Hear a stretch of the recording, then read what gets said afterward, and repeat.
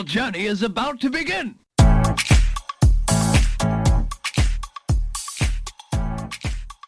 Hello à tous et bienvenue dans Happy Healthy Funky, le podcast pour oser la réinvention professionnelle et enfin kiffer sa vie pro.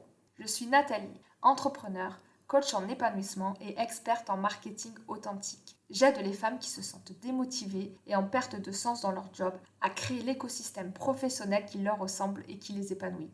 Que ce soit en changeant de poste, en bifurquant de voie, en lançant leur projet entrepreneurial ou un subtil mélange de tout cela.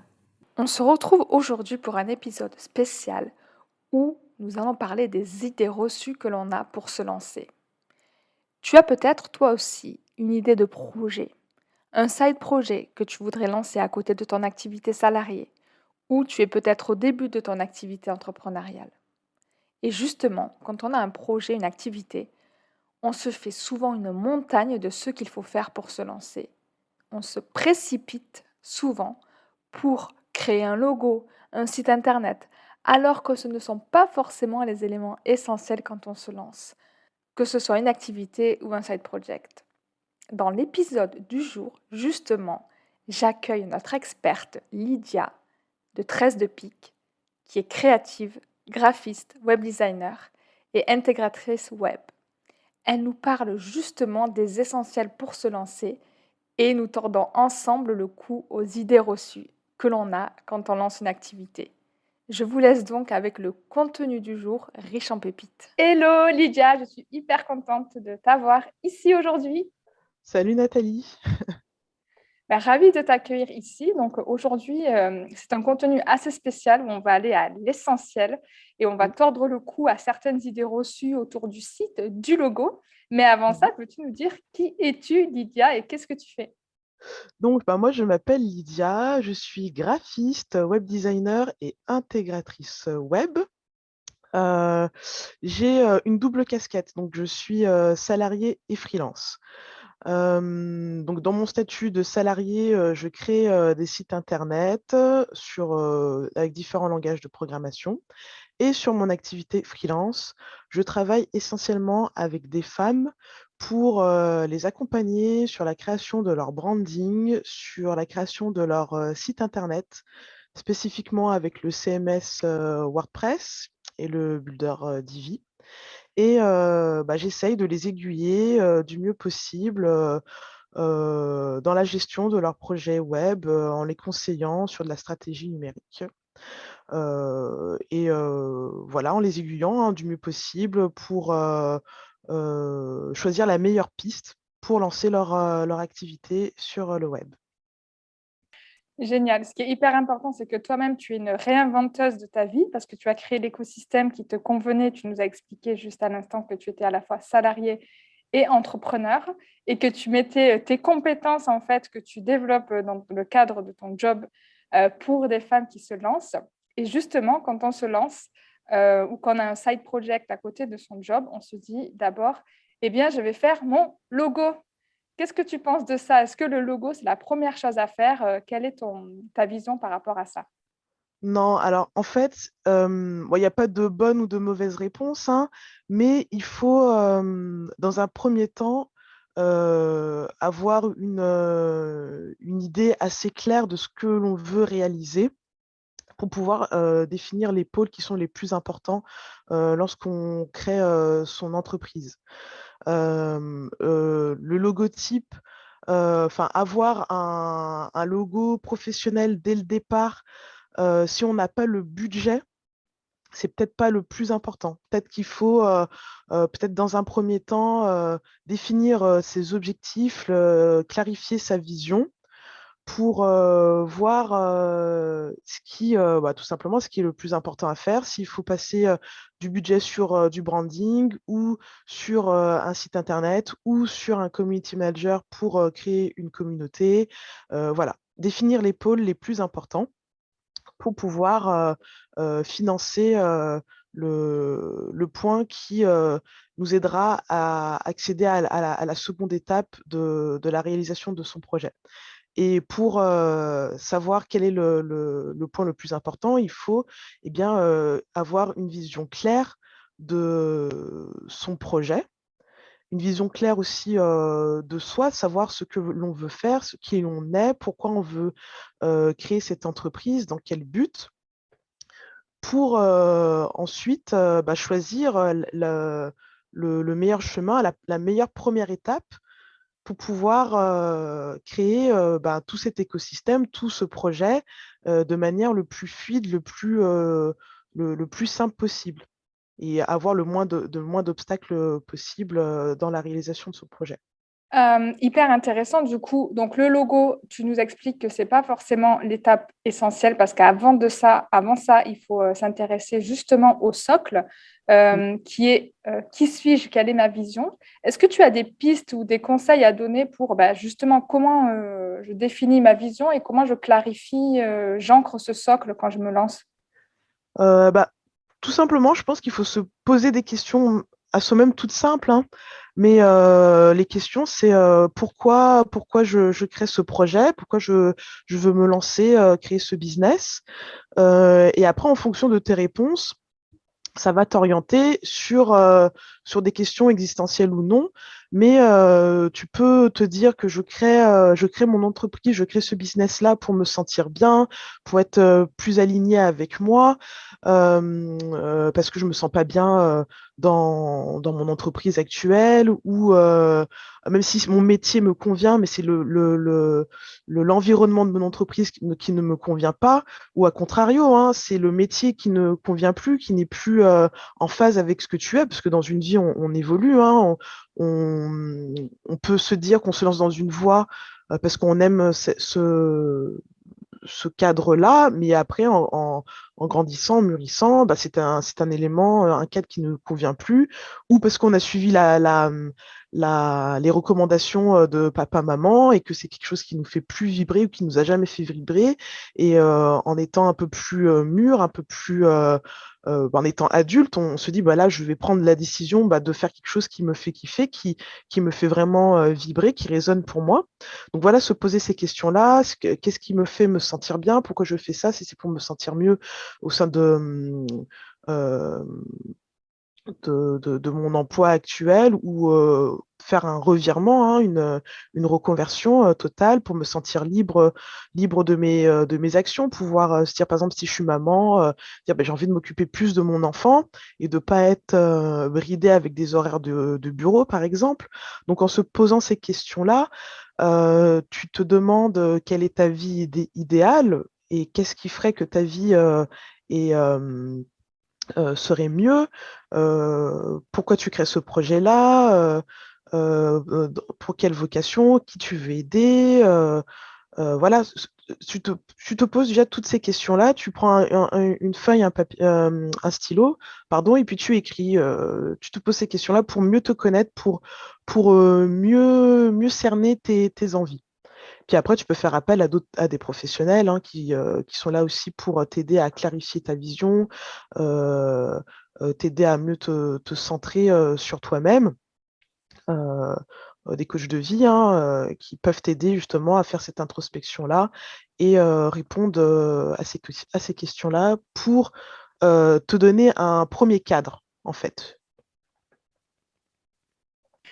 Hyper intéressant de voir en fait que chaque projet, en fait, c'est important de se dire que ça part de soi, ça part de qui on est, de ce qu'on veut, de nos valeurs et pourquoi est-ce qu'on le fait. Il y a une phrase hyper célèbre de Simon Sinek qui dit Start with your why, commence par ton pourquoi. Moi, je mettrais juste un petit bémol à ça parce que effectivement, tu commences par le pourquoi, mais tu commences d'abord par le who, par qui tu es en fait, parce Mhm. que c'est ce qui va driver ensuite ton pourquoi. D'ailleurs, ça fera l'objet d'un autre contenu que je créerai à ce sujet. Mais c'est vrai que de savoir exactement qui tu es, pourquoi tu veux faire ça, mais surtout ce qui t'anime à toi, comme tu disais, ça peut être des mamans qui veulent rééquilibrer leur temps, leur espace de vie, parce que j'aime Oui. pas trop parler d'équilibre vie pro, vie perso, parce que je suis convaincue que ça n'existe pas. Mhm. Que c'est juste un écosystème qu'on se crée et où on danse à l'intérieur en jonglant entre ces multicasquettes. Tu nous parles aussi de savoir exactement, enfin surtout de mettre le doigt sur ce qui ne nous convient plus, parce que ça va Oui. aussi faire partie de son projet de savoir ce qui nous anime et surtout ce qui ne nous anime pas. Mmh. Et face à ça, en fait, c'est un petit peu de se libérer l'esprit et de se dire, voilà la direction dans laquelle je veux aller pour moi. Mais souvent, on crée un projet à partir de soi, mais on va s'adresser à des personnes ou des Et oui. clients. Et justement, comment est-ce qu'on fait pour définir à qui est-ce qu'on va s'adresser et que ce soit vraiment pertinent? Est-ce que tu as des conseils par rapport à ça? Oui. Alors, en fait, le processus, c'est donc apprendre à se connaître soi. Ça, c'est quelque chose qu'on oublie en général. On pense directement au projet. Donc, c'est pour ça que je trouve que c'est important de d'abord se poser la question qui l'on est, qu'est-ce qui nous anime. Et après, théoriquement, on devrait se créer un persona. Mais on passe pas non plus par cette étape-là dans un premier temps. En fait, on essaie de définir son projet. On se dit, bon, bah voilà, je sais qui je suis, ce qui m'anime, et j'ai envie de faire ça. Donc, du coup, on essaye de créer une offre, de se dire, ou une offre de service ou de prestation. On se dit, bon, bah là, j'aimerais vendre ça. Travailler avec des personnes comme cela, faire ce produit-là et le vendre, voilà, et le vendre de cette manière-là. Et l'étape qui est très importante et qu'on oublie de faire ou qu'on pense qui n'est pas essentielle, c'est de créer un persona ou des personas. Et ça, c'est très important. Mais on n'a pas ce tilt, comment dire, j'ai pas le mot, mais ouais, le tilt de se dire, bon, bah, il faut que je crée un persona, plusieurs fiches de persona, parce qu'on se dit, bon, voilà, mon produit, il est super, je l'ai créé, je pense qu'il va répondre à plusieurs besoins, je le commercialise, je le propose. Du Mais coup, pour avant, être plus concret, peut-être, est-ce qu'on peut prendre un exemple pour que ça parle plus à notre oui, audience? Peut-être un exemple sur lequel tu es en train de travailler ou tu as travaillé pour que ce soit plus parlant? euh, j'aime bien, quel exemple que je pourrais prendre? Euh, je vais prendre l'exemple d'une de mes dernières clientes qui, qui crée une marque de cosmétiques malgaches, donc de cosmétiques naturels avec des produits de Madagascar. Donc les produits phares de Madagascar, c'est la vanille, il y a la lavande aussi, les huiles essentielles donc. Des savons, huile essentielle, on va partir sur savon et huile essentielle, vanille et lavande. Voilà, on va partir sur ces produits-là. Donc, cette cliente-là est venue me voir en disant, bon ben voilà, moi, j'ai cette idée-là de projet. Je veux créer mon entreprise qui va commercialiser donc des produits malgaches, des produits 100% naturels. Euh, c'est ça mon projet. Mais derrière, elle ne s'est pas posé la question de qui elle est, pourquoi elle veut faire ça. Donc, c'est des questions que je lui ai posées pour définir son branding. Et pour définir son projet, il faut aussi se poser la question par rapport à son persona. Qu'est-ce que les personnes attendent de ce produit-là? Parce que des produits, des savons à la lavande et des huiles essentielles senteur vanille, il y en a des milliers sur le marché.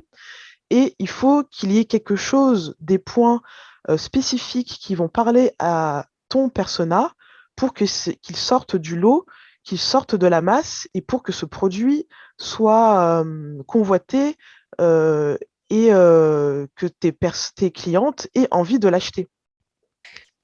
Donc là, on parle en fait effectivement de positionnement et de différenciation. Donc, tu vas aider les personnes à trouver le positionnement qui est pertinent et à se différencier en fonction j'imagine, de leur histoire propre et de toute l'introspection dont on a parlé au préalable. Voilà, de leur histoire propre, de l'introspection au préalable et aussi en définissant le persona, on peut ajuster cette offre et la peaufiner, l'ajuster et mettre l'accent sur un élément phare de son produit qui va susciter justement l'envie aux clientes. Parce que là, ma cliente s'adresse principalement aux femmes, parce que c'est de la cosmétique, même si la cosmétique peut aussi s'adresser aux hommes. Mais là, son persona cœur, c'est la femme. Et trouver les éléments qui vont faire que quand elle va voir ce produit-là, ça va résonner en elle en disant, ah oui, euh, là, Marina vend des produits, des cosmétiques, huiles essentielles, mais tout ce qui est lié autour, tout ce qui tourne autour de ce produit-là me représente moi. Et donc, c'est pour ça que je vais aller sur ce produit-là. Et pour définir son persona, euh, il y a différentes techniques hein, pour le créer, pour le définir. Il y a la carte de l'empathie, il y a le portrait chinois, il y a la méthode SWOT, SWOT. Et en fait, ça fait appel à... Tu te demandes quelles sont les valeurs de ta cliente idéale, quelles sont ses peurs, quels sont ses freins, euh, quel, quel, euh, quel produit est pour elle le produit idéal, comment il doit être composé, la composition. Si c'est des produits 100% naturels, c'est-à-dire que tu t'adresses à un segment bien particulier. Qu'est-ce qui pourrait la freiner, par exemple, le prix ou encore une fois la composition, ou avec les senteurs, les parfums qui peuvent être ajoutés. S'il y a des odeurs trop entêtantes, c'est quelque chose qui peut ne pas plaire à tout le monde, surtout quand on est dans du cosmétique bio, naturel. Donc voilà, pensez à ce genre de choses. Les peurs, par exemple, si on part sur une cliente femme qui est maman et qui veut réutiliser ses produits sur son enfant, et ben, faut que ça soit idéal pour toute la famille.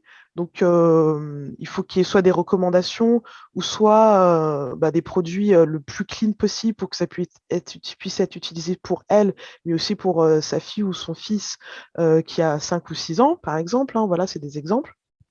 Et en définissant ce persona-là, en positionnant ses craintes, ses peurs, ses envies, ses désirs, euh, tu arrives à peaufiner, à créer l'offre idéale pour le segment pour lequel tu veux vendre ton produit. Et voilà, avec ces différentes techniques de la carte de l'empathie, du portrait chinois, du tableau SWOT, en posant aussi des questions à ta communauté si tu as une communauté déjà existante en faisant des sondages, parce qu'en fait, les meilleures personnes qui peuvent te guider sur ton produit, ben, c'est ta communauté qui est peut-être déjà en place ou que tu es en train de construire. Donc, il ne faut pas hésiter à leur poser des questions assez régulièrement et noter tout ça, faire tes statistiques, regrouper tes critères pour avoir les éléments essentiels pour créer le produit parfait. Donc, si je comprends bien, et pour aiguiller nos auditrices, c'est vraiment la partie, le combo parfait pour lancer son projet, de se connaître d'abord et après d'identifier les pain points, donc ce qui va parler à notre persona ou nos 3 personas, comme tu l'indiques, de rentrer un petit peu dans leur vie, de comprendre ce dont elles ont besoin, ce qui leur parle et les éléments qui vont peut-être résonner avec leurs valeurs, comme tu disais, peut-être le fait d'être proche de la culture malgache, d'être proche sur des ingrédients choisis, locaux, bio, ou des faits de raisonner sur la qualité de produit pour l'utilisatrice, donc la persona et sa famille, comme tu le disais. Oui. Et avec différents moyens, tu nous parles de la matrice SWOT, du portrait chinois, de la carte d'identité. En gros, il y a beaucoup de méthodes, mais le but, c'est d'être au clair vraiment sur son persona, sur la personne à qui on s'adresse, parce que cette personne de cœur, c'est celle à qui on va s'adresser quand on va se lancer. Oui. Justement, tu nous as parlé aussi de branding. Je voulais juste revenir sur cette notion, parce que quand on dit branding, effectivement, c'est le jargon un peu marketing dans lequel on baigne. Enfin, moi, je sais que j'ai baigné depuis très, très longtemps. Ça fait un peu, voilà, je sors mon mot en anglais et ça fait très bien. Il y a beaucoup de personnes qui confondent le branding et le logo, alors que le branding, ça va beaucoup plus au-delà de ça. Est-ce que tu peux nous dire ce que toi, tu mets derrière la notion de branding pour que ce soit clair? Alors oui, tu as tout à fait raison, Nathalie. Le branding, c'est pas juste un logo, un logotype. Ça va beaucoup plus loin. Ça prend énormément de choses dans sa globalité. Ça englobe énormément de choses. C'est l'image de marque, c'est l'image de ton entreprise, ce qu'elle reflète. Donc le branding, ça passe par le logotype, mais ça passe aussi par l'ambiance de ta marque, par ton storytelling, ton histoire, ce que tu veux raconter, ce que tu veux transmettre avec ton produit, avec tes prestations. Ça passe aussi par tout ce qui est donc tes valeurs hein, et ta ligne éditoriale. Donc ça englobe vraiment tout ce qui peut t'identifier aux yeux de ta cliente, ton client, ta cliente idéale, ta cliente de cœur.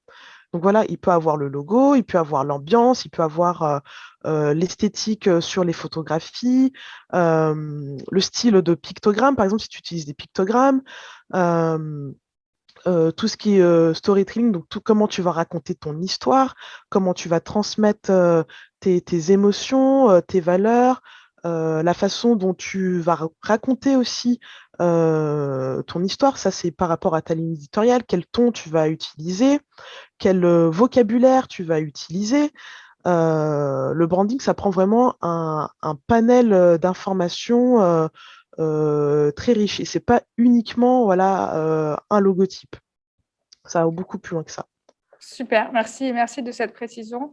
Et pour ajouter à ça aussi, le branding, je pense que ça marche pour les personnes. Enfin, c'est vraiment ton écosystème de marque aussi bien ton écosystème de marque aussi bien pour les personnes qui lancent des produits, comme tu nous l'expliquais dans ton exemple, pour les personnes qui lancent des services où la notion de personal branding va aussi être importante et va être Exactement. souvent mixée entre branding et personal branding, mais aussi pour des personnes qui se lancent dans la création de lieux. Parce que moi, j'accompagne aussi des personnes en reconversion sur la partie artisanale, lancement de restaurants, de concept food. Donc, l'expérience du branding, elle peut se vivre aussi dans l'expérience de lieu, dans l'atmosphère qu'on va vouloir créer dans son lieu et avec le client de cœur, comme tu viens de le définir. Et aussi, ça peut marcher aussi sur la partie entrepreneuriat social. Donc, moi, c'est une notion sur laquelle je m'intéresse de plus en plus parce que j'ai un projet dans cet univers-là. Et l'entrepreneuriat social, en fait, c'est des entreprises ou des associations à impact sur lequel on va véhiculer notre mission et vouloir aussi aller chercher des partenaires. Donc, le but de l'entrepreneuriat social aussi, c'est d'aller chercher des impacts sur des régions spécifiques. Nous, la région, ce sera en particulier le Maroc.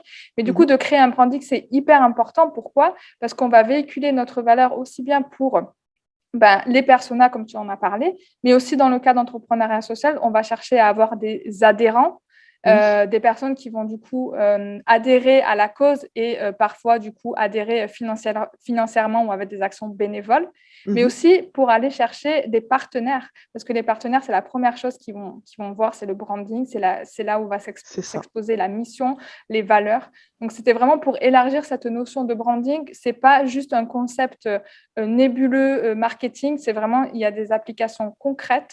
Et je pense que la manière dont tu nous l'expliques et comme la manière dont on peut l'élargir, c'est hyper clé quand on se lance. Et ne pas juste se concentrer sur le logo, c'est vraiment essentiel. Donc, on veut vraiment vous donner la bonne direction pour vous lancer en toute sérénité, mais surtout en toute efficacité. Oui. L'autre partie que je voulais voir avec toi, c'est donc, je suis au clair sur qui je suis au clair sur mes personas, j'ai avancé sur mon branding. Et il y a la notion de, toi, ton expertise, c'est les sites Internet, la création de sites. Est-ce qu'il faut absolument que je me lance avec un site Internet pour commencer du coup à rendre visible mon branding et travailler sur mon image de marque, ou est-ce qu'il y a d'autres solutions, notamment les réseaux sociaux? Quelle est ta position par rapport à ça? Alors, en fait, je vais continuer à garder cet exemple avec Mirana et la création de sa marque de cosmétiques malgaches, parce que, en fait, pour l'histoire, Mirana, elle est venue à ma rencontre pour la création d'un site internet. Elle voulait un site e-commerce, alors qu'elle lançait tout juste sa marque, en fait, de cosmétiques. Et je l'ai aiguillée, je l'ai conseillée en lui disant que ce qu'il fallait d'abord créer, c'est une communauté. Parce que si on n'a pas de clients pour acheter les produits, ça ne sert à rien d'avoir une visibilité, un site e-commerce du moins. Parce que voilà, s'il n'y a personne pour acheter les produits, le site, il est là, mais ça n'a aucun intérêt, il n'y aura pas de vente. Donc, avant de créer un site, quel que soit, et surtout un site e-commerce, il faut créer une communauté et avoir un branding, avoir en fait une identité, une image de marque pour pouvoir communiquer avec cette communauté-là et la créer au fur et à mesure. L'impliquer dans la création d'un produit ou d'un service, lui poser les questions au fur et à mesure sur ce produit-là, qu'est-ce qui lui plairait, par exemple, avec tout le branding créé. Et quand je dis branding, ça ne veut pas forcément dire logotype, mais ça veut dire peut-être ambiance, parce qu'on peut avoir un logotype créé par soi-même, hein, avec différents outils comme Canva. On sait que Canva propose un outil pour se créer des logotypes assez simples. Alors certes, ils sont très beaux, très carrés, très professionnels si on les modifie pas trop, mais ça reste du logotype déjà vu, déjà pris, peut-être déjà utilisé sur d'autres activités. Donc, pas top en termes d'image de marque, mais ça t'empêche pas. Donc, si tu as ce logotype que tu as créé seul, donc avec un budget zéro, hein, vu que c'est toi qui l'as fait, de créer toute une ambiance, tout un, ouais, Un univers, tout un peut-être un univers, univers. voilà, Mhm. tout un univers avec un code couleur, avec une typographie que tu auras créée avec ton moonboard, tout ton storytelling, ton histoire, euh, qui là, si tu as du mal, tu peux faire appel à un professionnel pour le créer. Et ensuite, une fois que tu as ces éléments-là, tu peux te lancer sur un réseau social, parce qu'encore une fois, ça, c'est du gratuit, comme Facebook ou Instagram. Ou LinkedIn ou Twitter, bah, peu importe après la plateforme d'acquisition, ça, c'est quelque chose que tu dois choisir en ayant 2 points en évidence, c'est-à-dire sur quelle plateforme ton persona est le plus présent et quelle plateforme tu maîtrises toi le mieux. Parce que si ton persona se trouve par exemple sur TikTok et que tu ne maîtrises pas du tout TikTok, ça sert à rien d'y aller, tu auras du mal à le prendre en main et ça va être plus compliqué qu'autre chose. Par contre, ton persona peut être visible oui, visible sur TikTok et sur Instagram ou TikTok et Facebook, ou même les trois, hein, TikTok, Instagram et Facebook. Tu choisis que le réseau social qui te correspond le mieux, c'est Facebook parce que tu as l'habitude de l'utiliser pour des raisons, enfin, personnellement, et tu l'utilises depuis plusieurs années. Donc, tu te focalises sur ce canal d'acquisition avec tes éléments branding, donc le logo que tu as créé certes par toi-même, mais le branding que tu as peut-être fait développer par une professionnelle, un professionnel, une graphiste. Donc, tu as investi sur le branding. Le logotype, c'est toi qui l'as fait, donc ça t'a coûté zéro. Et le réseau social, le canal d'acquisition, tu choisis Facebook, ça te coûte zéro aussi parce que c'est gratuit. Et tu commences à créer ta communauté avec ton branding, à poser des questions, à proposer des prestations, enfin plutôt des services gratuits ou semi-gratuits. Donc, tu as la solution euh, euh, partielle, pardon, tu as la solution partielle et tu as la solution complète. La solution complète, ça sera de vendre tes produits, mais la solution partielle, c'est par exemple de diffuser des messages autour de ton produit, c'est-à-dire comment utiliser par exemple les huiles essentielles, comment bien hydrater sa peau avec des cosmétiques que tu pourrais vendre par la suite. Et donc, tu te crées cette communauté-là avec ce réseau social-là qui est Facebook. Et une fois que cette communauté est assez élargie, tu peux te dire que tu peux lancer ton site vitrine ou ton site e-commerce. Donc en fait, il faut faire les choses dans un certain ordre pour pas se brûler les ailes et dépenser trop de budget dans un premier temps sans que tu aies la communauté, sans que tu aies l'audience euh, qui sera là pour acheter tes produits. Du coup, en termes d'étapes, si on récapitule, donc toi, tu recommandes de pas, alors que c'est quand même une de tes expertises, de pas forcément se précipiter sur un site vitrine ou un site e-commerce, de d'abord aller travailler son branding, travailler sa construction de communauté sur un réseau social et ensuite de mettre en place un site une fois que il y a de potentiels clients ou en tout cas on a travaillé sur l'aspect notoriété et visibilité pour aller installer, on va dire, un site sur lequel on pourra transformer en vente, en sachant qu'on peut faire des ventes, je pense maintenant avec les fonctionnalités d'Instagram, Instagram boutique, sans Oui, forcément passer par un site. Donc, oui. c'est hyper transparent de nous partager ça, et c'est ce qu'on aime aussi ici, c'est que Ça ne sert à rien d'investir au début des budgets assez conséquents sur le site. Il vaut mieux investir avec une professionnelle, comme Lydia, par exemple, sur la construction de son image de marque, de son branding, et aussi peut-être de ses templates pour aller sur les réseaux sociaux, pour Mhm. avoir quelque chose de solide, de cohérent, qui fait très professionnel, presque aussi professionnel qu'un site vitrine, et qui peut commencer à être votre première vitrine pour créer votre communauté. C'est exactement ça. C'est exactement ça. Euh, il peut y avoir différents canaux d'acquisition et on a la chance d'avoir les réseaux sociaux pour nous épauler et il faut en profiter. Les réseaux sociaux actuellement sont gratuits, donc ça peut être une vitrine pour pouvoir promouvoir ses futurs produits, ses produits, avec, comme tu dis, avec les options, les marketplaces et tout ça. Et par la suite, créer un site vitrine ou e-commerce quand le besoin sera vraiment présent. Et oui, comme tu dis, moi, je suis assez transparente là-dessus parce que je l'ai eu fait auparavant quand j'étais plus jeune, au début de ma carrière, c'est-à-dire qu'un client me demandait de faire un site internet, je lui faisais un site internet. En fait, je proposais pas tout ce qui était stratégie derrière parce que j'étais pas à ce niveau-là, on va dire, de démarche éthique ou d'échange avec mes clientes, mes clients.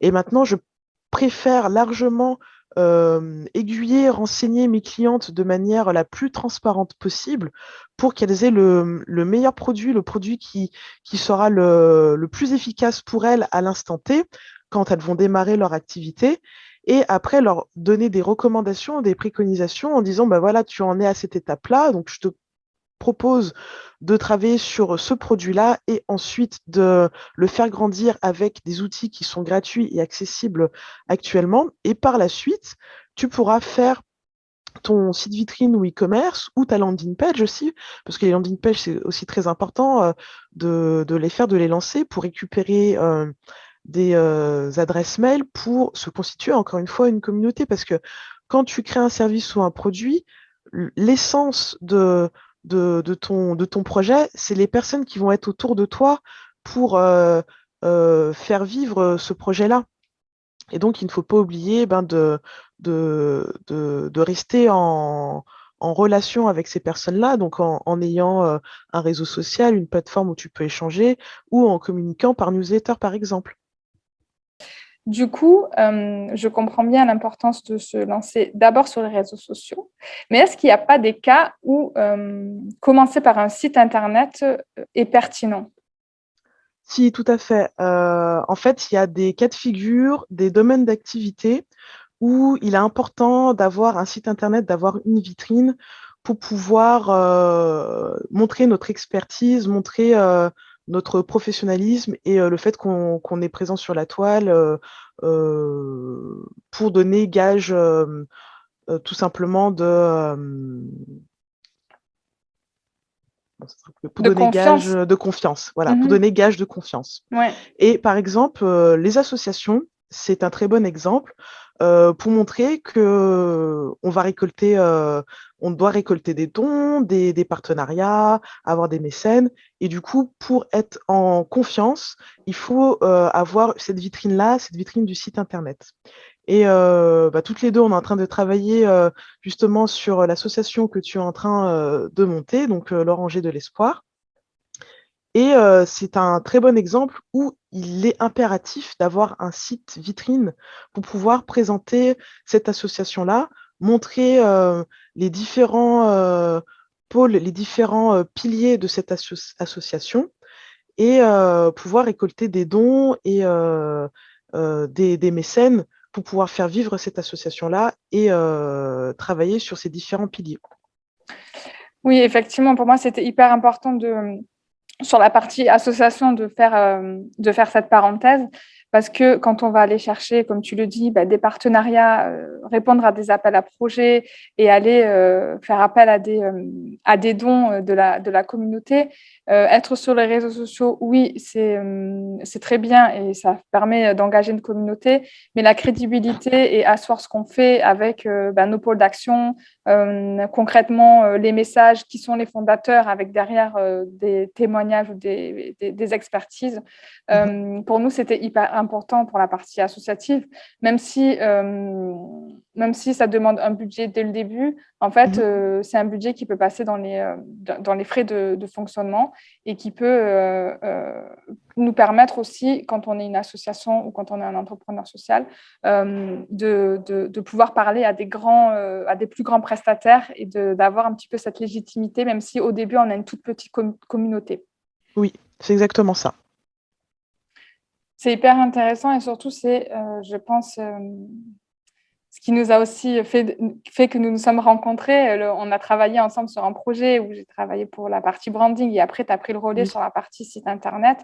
Et je pense que c'est ça aussi qui fait la force de l'entrepreneuriat au féminin, mais surtout de se dire qu'on va conseiller nos clients en particulier, sur ce qui est essentiel à leur étape de développement et pas juste chercher à leur vendre un produit qui correspond dans la tête à ce dont elles ont besoin, mais essayer de savoir justement quels sont leurs besoins, où est-ce qu'elles en sont dans le développement de leur entreprise. Et justement, toi, tu proposes des alternatives avec la partie landing page dont tu as parlé et peut-être mise en place de newsletter.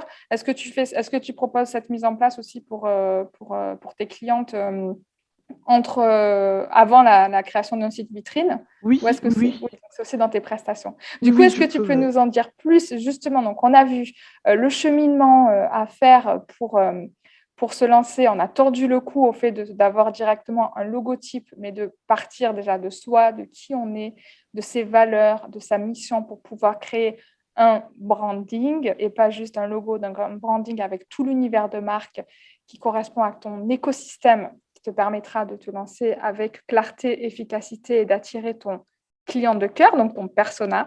Lydia nous a expliqué comment le définir avec différentes techniques, avec la matrice SWOT, avec le portrait chinois et surtout les sondages, parce que c'est important d'aller au contact de ce client de cœur, des personnes à qui on veut parler pour bien comprendre leurs besoins. Et pour finir, on a parlé du choix entre faut-il aller sur les réseaux sociaux ou construire directement son site Internet. Donc, Lydia nous a expliqué qu'elle recommandait d'abord la création de la communauté et ensuite de partir sur un site Internet en second temps pour te laisser le temps de développer ton entreprise et surtout à rassembler autour de toi tes futures clientes. Donc, est-ce que tu peux nous dire, Lydia, si tu es d'accord avec ça et justement nous parler de tes services, comment est-ce que tu peux aider les personnes qui se lancent grâce à ton expertise? Oui, bah, ton résumé est parfait. C'est exactement ça. À mon sens, c'est le processus le plus fluide et le plus j'allais dire rémunérateur, mais je ne sais pas si c'est le bon terme, mais qui donnera le plus de résultats, le meilleur résultat. La deuxième question, donc, c'était de résumer mes services. C'est bien ça? Oui, de résumer ou de nous dire quels sont les services que tu proposes aux personnes qui sont en side project ou qui se lancent tout juste dans leur activité. Donc, mes services, c'est donc la création de branding, comme on en a parlé, donc la création de ton univers, de ton image de marque, de ton ambiance, de comment retranscrire ton histoire avec un logotype, avec ton storytelling, une typographie, des palettes de couleurs, voilà, tout ton univers, pour pouvoir le mettre et le proposer sur tes réseaux sociaux, sur ton site internet éventuellement, sur ta page de newsletter ou ta landing page. Et également de créer tout ce qui est espace numérique avec ton site internet, donc site vitrine, site e-commerce, site blog ou encore une fois landing page, pour pouvoir interagir au maximum avec ta communauté, tes futurs clients ou tes prospects. Le but, c'est de créer tout ça pour être le plus aligné avec ce que tu souhaites partager, vendre, communiquer comme valeur.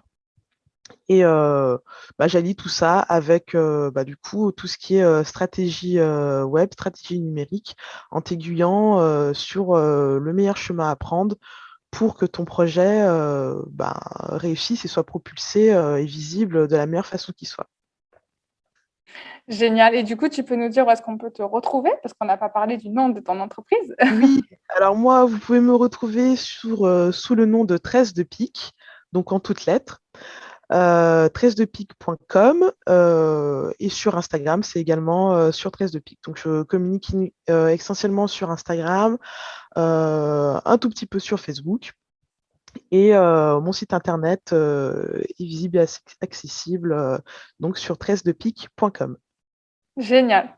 Merci beaucoup pour cet échange et pour toutes les pépites que tu nous as partagées. Je pense que ça va en aider beaucoup et leur permettre d'y voir plus clair sur les étapes à suivre quand on se lance, que ce soit en side project ou sur sa première activité.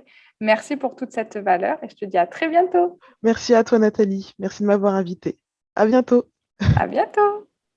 Merci beaucoup d'avoir écouté cet épisode. J'espère qu'il t'aura aidé à avancer sur ton chemin où que tu sois. N'hésite pas à venir me faire un petit coucou sur l'Instagram @happyslcfunky, à télécharger ton guide pour avancer vers ton chemin de kiff. Et surtout, si cet épisode t'a plu, n'hésite pas à me laisser un avis 5 étoiles afin de faire connaître Happy LC Funky au plus grand nombre.